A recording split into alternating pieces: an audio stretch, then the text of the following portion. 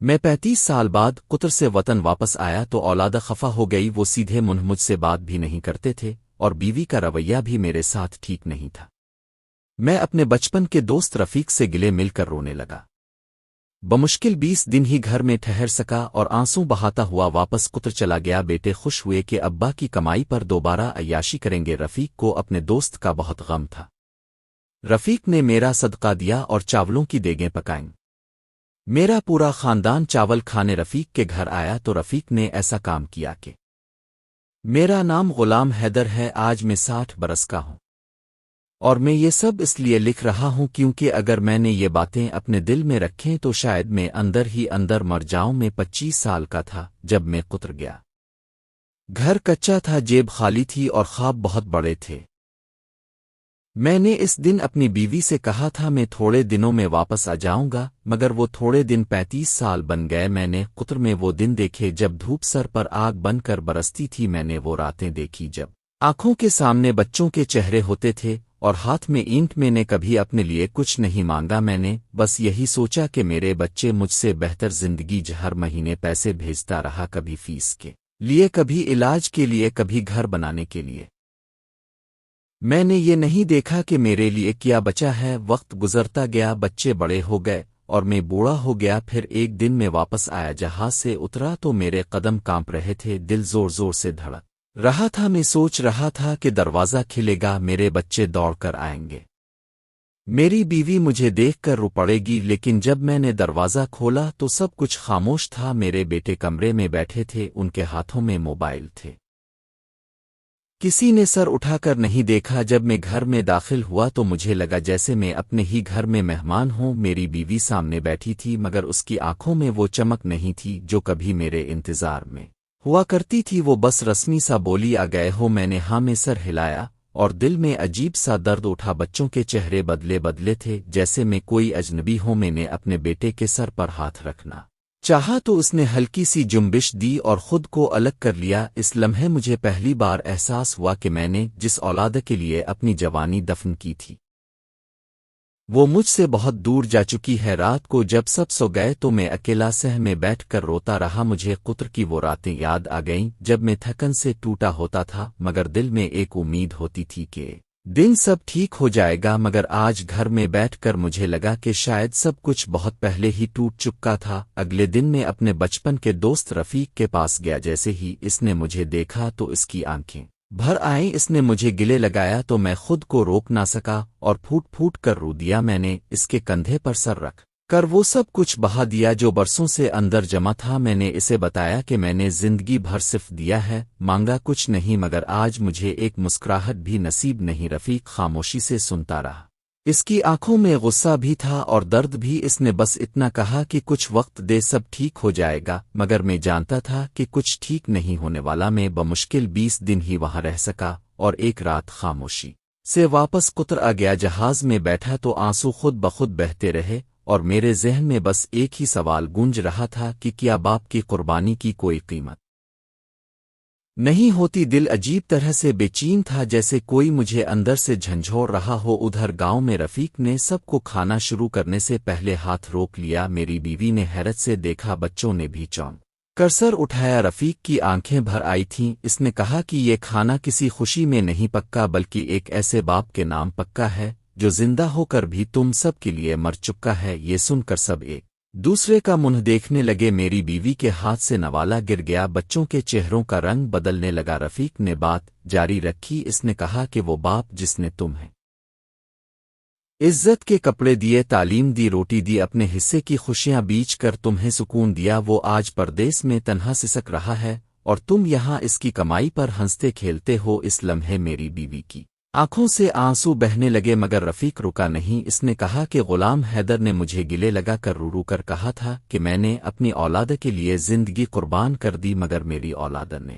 مجھے زندہ لاش سمجھ لیا ہے۔ یہ سن کر میرے بڑے بیٹے کا سر جھک گیا، چھوٹے بچوں کے ہاتھ کانپنے لگے اور رفیق نے اچانک کہا کہ کھانا کھانے سے پہلے ہر شخص ایک بات دل سے مانے گا کہ اگر اس باپ کی جگہ تم ہوتے تو تم کیا محسوس کرتے؟ اس سوال نے سب کے دل چیر دیے۔ فضا میں ایسی خاموشی چھا گئی کہ دیگوں کی بھاپ بھی رک سی گئی اور اسی لمحے میری بیوی چیخ کر رو پڑی اور کہا کہ ہم نے بہت بڑا ظلم کیا ہے، میں قطر میں تھا مگر اس دن دل جیسے گاؤں کی حویلی میں دھڑک رہا تھا۔ ادھر رفیق نے میری بیوی کو روتے دیکھا تو اس کی آواز مزید بھاری ہو گئی۔ اس نے کہا کہ غلام حیدر نے پردیس میں صرف مزدوری نہیں کی، اس نے اپنی جوانی، اپنی صحت، اپنی خواہشیں، سب کچھ اس گھر پر قربان کر دیا، اور جب وہ واپس آیا تو اسے ایسے دیکھا گیا جیسے وہ کوئی بوجھ ہو۔ میرے بیٹے زمین میں نظریں گاڑے بیٹھے تھے، بڑے بیٹے کے ہونٹ کانپ رہے تھے جیسے کچھ کہنا چاہتا ہو مگر الفاظ اس کا ساتھ نہیں دے رہے تھے۔ رفیق نے دیگ کی طرف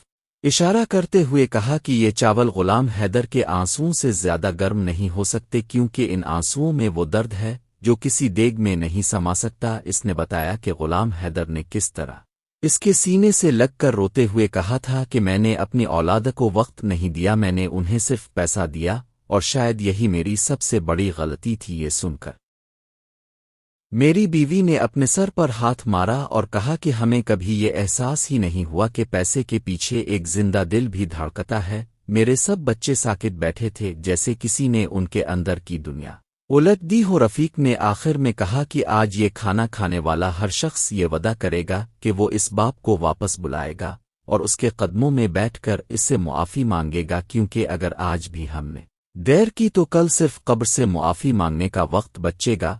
اور یہ بات سنتے ہی سب کے آنسو ایک ساتھ بہنے لگے۔ میں قطر میں بیٹھا تھا مگر اس وقت میرا دل جیسے وہیں سب کے درمیان دھڑک رہا تھا۔ ادھر رفیق کی باتوں نے سب کو اندر سے توڑ دیا تھا۔ میری بیوی نے کانپتے ہاتھوں سے سر اٹھایا اور کہا کہ اگر غلام حیدر نے واقعی ہمارے لیے اتنا کچھ کیا ہے تو ہم نے اس کے بدلے اسے تنہائی کیوں دی؟ یہ کہتے ہوئے اس کی آواز ٹوٹ گئی۔ میرے بڑے بیٹے نے پہلی بار آنکھوں میں آنسو لیے کہا کہ ابا نے ہمیں صرف سہولتیں نہیں دیں بلکہ اپنی زندگی دے دی تھی، اور ہم نے اس کی قدر نہ کی۔ چھوٹے بچوں نے ایک دوسرے کی طرف دیکھا جیسے انہیں پہلی بار احساس ہوا ہو کہ باپ کا ہونا کیا معنی رکھتا ہے۔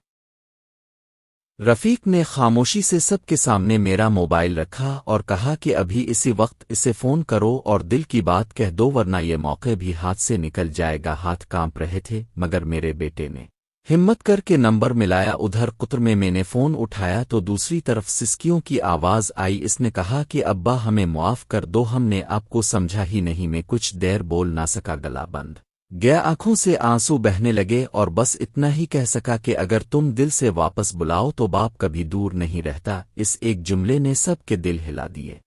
میری بیوی زمین پر بیٹھ کر رو رہی تھی اور بار بار کہہ رہی تھی کہ اب ہم ابا کو اکیلا نہیں چھوڑیں گے۔ اسی لمحے فیصلہ ہو گیا کہ میں واپس بلایا جاؤں گا، مگر اس بار عزت کے ساتھ، محبت کے ساتھ، اور اس دن چاولوں کی دیگیں نہیں بلکہ دل پگھل گئے۔ میں نے فون رکھا اور دل میں سوچا کہ اب سب کچھ بدل جائے گا۔ قطر کی گرمی اور مزدوری کے بعد میں نے اپنے دل کو یہ یقین دلایا کہ اب واپس آ کر میں صرف پیسے دینے والا نہیں بلکہ باپ بھی بنوں گا۔ اگلے دن میں نے ٹکٹ بک کروایا اور دل کی دھڑکن ہر لمحہ تیز ہو رہی تھی۔ گاؤں پہنچنے کا خیال ہی مجھے خوشی اور خوف دونوں دیتا تھا۔ میں نے سوچا کہ کیا بچے واقعی بدل گئے ہیں؟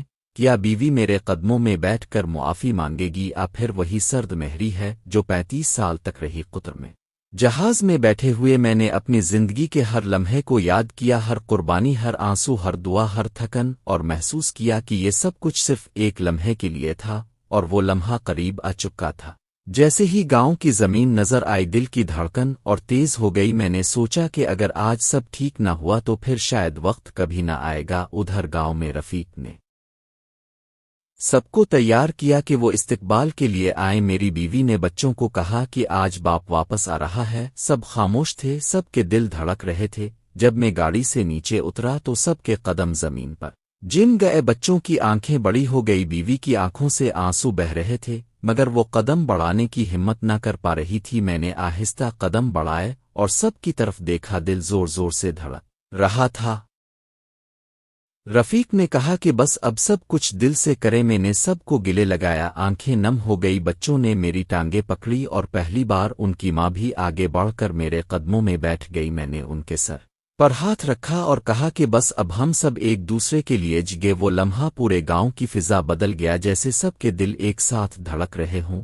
اور اس دن میں نے پہلی بار محسوس کیا کہ قربانی کا صلہ صرف اللہ کی مرضی سے ملتا ہے، اور انسان جب واپس آتا ہے تو اسے صرف پیسہ نہیں بلکہ عزت اور محبت ملتی ہے۔ میں نے اپنے بچوں اور بیوی کو گلے لگایا اور وہ سب روتے ہوئے میرے سینے سے لگے رہے۔ میں نے محسوس کیا کہ 35 سال کی جدائی اور محنت کا صلہ صرف پیسوں میں نہیں بلکہ دلوں کی نرم گہرائی میں ہوتا ہے۔